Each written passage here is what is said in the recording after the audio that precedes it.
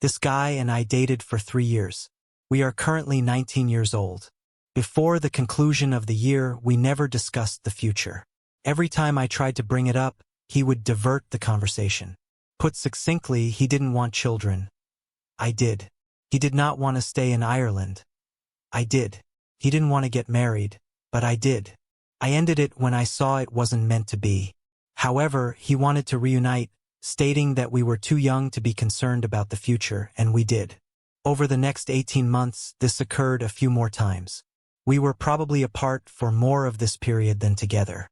We were clear from the beginning that our goals were different, and even though I would eventually desire a husband and children, I wasn't concerned about his overt distaste for them because 19 is too young to get married. In 10 or 15 years, if we were still dating and he wasn't interested in getting married, I could have a problem. However, since I'm still in my teens, it's not a big deal, and all that matters is that I love him and want to be with him. I was thinking about breaking up with him again when I went to see him this time. In addition to the long-term problems, I particularly dislike his harsh streak and inconsideracy. He said he wanted to take me out to dinner when I got to his apartment, where I was contemplating ending things permanently this time. Presumably, he also desired a public breakup in order to spare me from making a spectacle. I don't usually start a commotion, but when we break up, we both yell, and being in public usually stops us from doing so. He has asked me 2 questions in the past year that, when I think back on them, really stick out to me. He started by inquiring about jewelry, my preferences, and my taste in items. I figured it was because it was almost my birthday and he was getting me a present, like a bracelet, so I told him not gold, but silver or steel, simple and delicate. Blue, if there existed such a color. Nothing ostentatious or pricey. Plain jewelry is preferred by my employer, and it's just my taste. Go cheap, I added. He inquired about my thoughts on public plans in addition. I told him right away that I didn't like them because I didn't think I could refuse them even if I wanted to. Public proposals that have been specifically sought and approved, in my opinion, are okay. But ones that are completely unexpected are not acceptable at all. I believed he was inquiring about this because his friend had recently made a public proposal to his long-term girlfriend, which she had accepted but later told him she would have preferred something private. You can only imagine how shocked I was when he proposed to me during dinner, something I never would have imagined he would do. The ring was massive, garish, gold, and shaped like a Super Bowl ring overall, with red stones encircling a diamond. He knelt down and extended it towards me.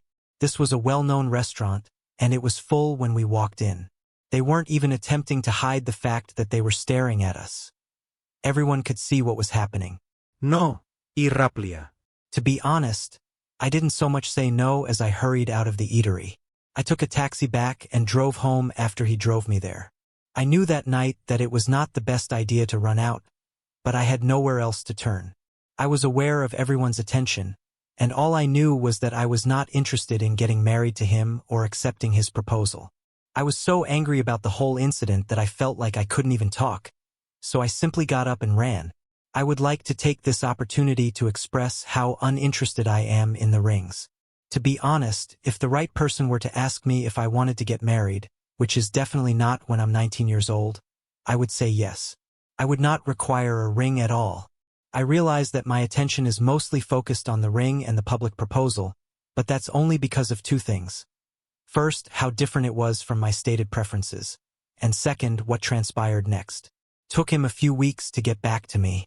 He stated he had assumed I would desire a proposal, but he had realized now that I wouldn't. He claimed he didn't have the money for the rings. He had gotten them engraved and bought the same one for the 2 of us. The jeweler's website, which he provided me with a link to, listed the ring for $1,450, or roughly $650 or 300 pounds. He stated he had hoped I would pay for mine when I inquired why he was telling me this. He claimed he was unable to receive a refund since they had been inscribed. He had thought that if I accepted the offer, he wouldn't have demanded payment from me. However, I declined. He said that I should have answered yes instead of embarrassing him by turning him down in public. If I truly didn't want to do it, I would have waited until we were alone to say no. Both of us reside in tiny towns where rumors are common. There were enough people at the restaurant that evening for both of us to be questioned about it the following Sunday at church. Since then, he has messaged me to say he's considering hiring a lawyer to sue me for the £650 purchase price of my ring. Additionally, he claims that I publicly humiliated him for publicly rejecting his proposal and leaving him to cope with untrue rumors about the church, which I had nothing to do with. I also allegedly caused him emotional distress by turning him down in public. He claims that in addition to the £650 he paid for my ring, he can also collect additional money from me for the emotional suffering and public humiliation caused by those two incidents. His legal allegations, in my opinion, are completely baseless, and he would be completely helpless in a court of law. However, I'm not a lawyer or a law student. He is now pursuing a legal degree and working as an intern at a law company. How am I going to handle this? Should I get ready for legal action? Or is it not even something to be concerned about? Regards ahead of time. Edit. He was aware that I desired a marriage, but not with him. Not only was he aware of this, but he also stated that he had no plans to wed me. Up until he made the proposal, he publicly detested marriage, and he is aware that our goals for it are different. And I explained to him why I was ending our relationship for this reason. When I've broken up with him in the past, he's only ever said things like, "It's not like we're getting married. We're still too young to think about marriage," and my personal favorite, "It's not like I'm going to propose." That last April. Edit. His mother has apologized to me on behalf of her son for what he did. She claimed that her child was raised foolishly and that nothing would come of this. Suing someone for anything is legal. It doesn't mean he'll succeed in his endeavors. He wouldn't even find a lawyer sleazy enough to take the case. I would venture. OP will be better off without him because he is poisonous. OP shouldn't be reluctant to obtain a restraining order if he won't go away. Let's now hear what the community has to say. Shite I Ate a Bird says, "He's using the fact that he's studying law to intimidate you into paying him. He thinks that you'll believe he has a legitimate claim since he knows the law better than you do. He does not have a legitimate claim." Axel 2 says, "You can't sue someone for the cost of an engagement ring. They didn't accept. You said yes initially and then privately said no like he suggested. He may have had a semblance of a case. But you didn't. You are not on the hook because he can't read a room or understand your perspective on the relationship. Block him, ignore him, and go live your life without him. It sounds like it's much better without him in it." Satan's Lioness 666 says, "By suing you, he would only be asking for more public humiliation. He in no way, shape, or form has a case against you. Not for the money he spent on the ring, nor for public humiliation or distress. The fact he would even consider suing you over a declined proposal is laughable. He wants you to pay for his bruised ego.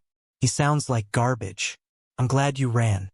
I hope you keep running away from this clown and never look back. I am a 38-year-old man who has been divorced from my 35-year-old ex-wife for 10 years. Together, we have 2 boys, ages 12 and 10. A year later, while she's still unmarried, I got married again. I have 3 more children, a girl 19, a girl 7, and a girl 3. Every weekend, my sons come over. My wife stays at home with our children, and I earn $30,000 a year to support the family. About 4 years ago, my ex-wife started an online business and has been making 6 figures ever since. You may therefore appreciate how our 2 households have been impacted by this disparity. She drives a 2022 Audi SQ3. They reside in a gated enclave, and she takes our boys on 2 opulent vacations per year. This past weekend, my sons visited and informed me and the girls that they would be taking a Disney Corner cruise in the summer. When I looked up the prices online, I saw that each person would cost $5,000. My daughter began to scream and say, "Daddy, we want to go." They haven't stopped talking about it at all. We hardly have enough money for heating this Christmas, so I feel like their wealth is being forced down our throats. I told my sons in private, "Please don't mention holidays or gifts around the girls." She responded, "It's not her problem how we feel when she does nice things for the boys. Me and my wife are the last people on her mind."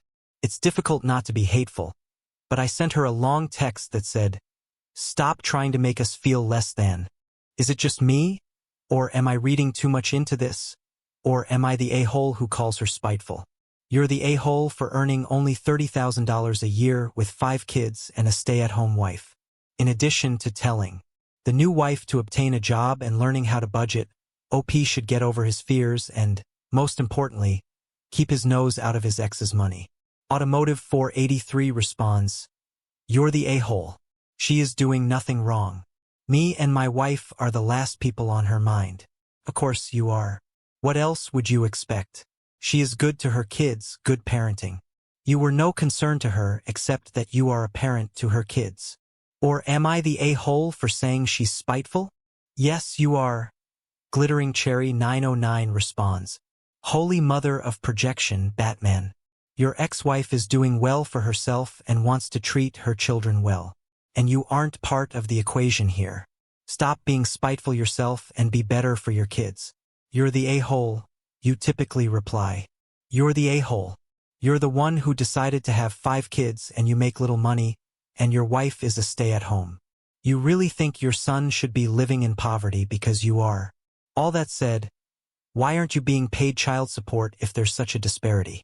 I've been close to my now former sister-in-law over the past 3 years since moving to the United States because we only live 10 or 15 minutes apart by foot. I used to think she was some horrible person who had harmed my brother and kept him from seeing his kids. But, to put it mildly, the last 3 years have been eye-opening. My brother barely provides for his children after he found a means to legally avoid providing for his ex-wife. He pays somewhat less than $380 a month for their 4 children, despite the fact that he could afford to pay much more. My ex-sister-in-law and I met once at the wedding and chatted on the phone a few times. But we never had a relationship because I was living abroad at the time. My entire impression of her stemmed from the falsehoods told by my father and brother's stepmother. My ex-sister-in-law was having a lot of trouble when I relocated to my current location, so I decided to help out with the kids and give her money on a monthly basis. My niece told my brother that she wanted new shoes and a laptop, and he told her that he pays her mother enough to be able to get these things for her. That's how my brother recently found out. She ought to consult her mother. He then determined that I made him seem terrible and was asking that I stop assisting them because he pays her enough. She answered, "No worries, Dad. I'll ask Auntie." I basically told him that I will continue to assist my ex-sister-in-law and nibblings, and that I may do with my money whatever I choose. He now has the support of my father and stepmother, who are insistent that I quit handling that. I informed my stepmother during our heated disagreement that her kid was a shame and that she and her father should quit putting up with his foolishness. Many people have told me that I'm wrong for stepping in, that I'm devaluing my brother, and that I'm undermining his role as a provider for his kids. Is it improper of me to back my former sister-in-law? $380 is not enough to support 4 children. OP is doing the right thing by supporting her sister-in-law while the father is acting irresponsibly and claims to pay enough for her to be able to purchase all the necessities for the kids. Of course, OP should back off if he truly wants to step up and assist. He can seem horrible without the help of OP.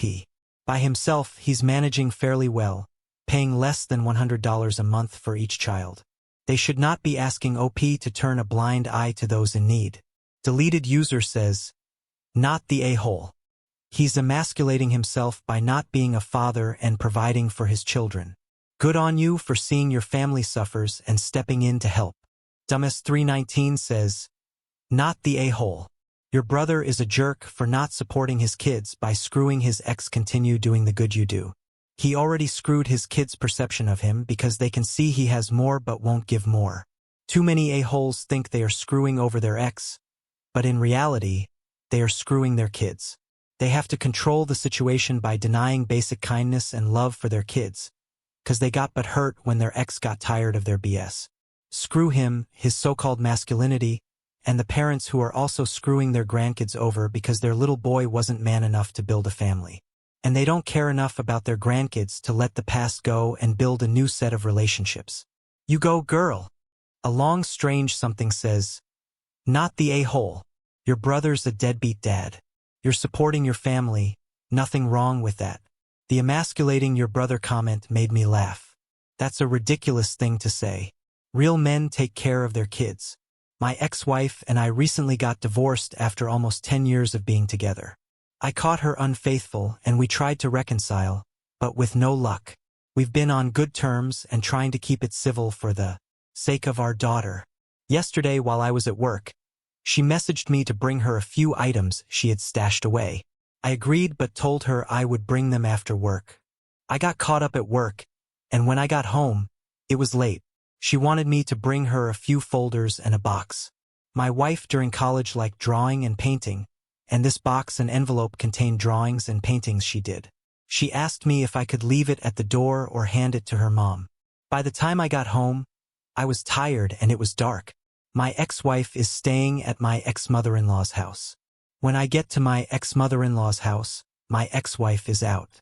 Her mom cannot stand me, so I placed the envelope and box on top of her mom's car and left. Later that night, my ex-wife calls me asking me where her stuff is. I told her on top of her mom's car. She thanks me and hangs up. She calls me back saying it's not there, telling me her mom went out. I told her it probably fell off while she drove. She starts crying, telling me she asked me to do one thing and I can't even do that. She calls me the worst and tells me I'm horrible, that she wanted to potentially sell those drawings and paintings. They were actually really good. I hang up, but it dawns on me that I might have been a bit petty and unreasonable. Am I the a-hole? Is OP an adult? Why is he so afraid of his ex-mother-in-law that he can't put it on the porch, knock, and walk away? Or just suck it up for the 10 seconds that it would take to hand the stuff to her? This was very immature on OP's part in my opinion. And now, let's hear what the community has to say. Kane72 says, "You're the a-hole. If you weren't deliberately hoping that the stuff would be misplaced or damaged, then why would you have placed it on top of her mother's car? You might have just sucked it up and given her mother the contents, or you could have left it at the front door.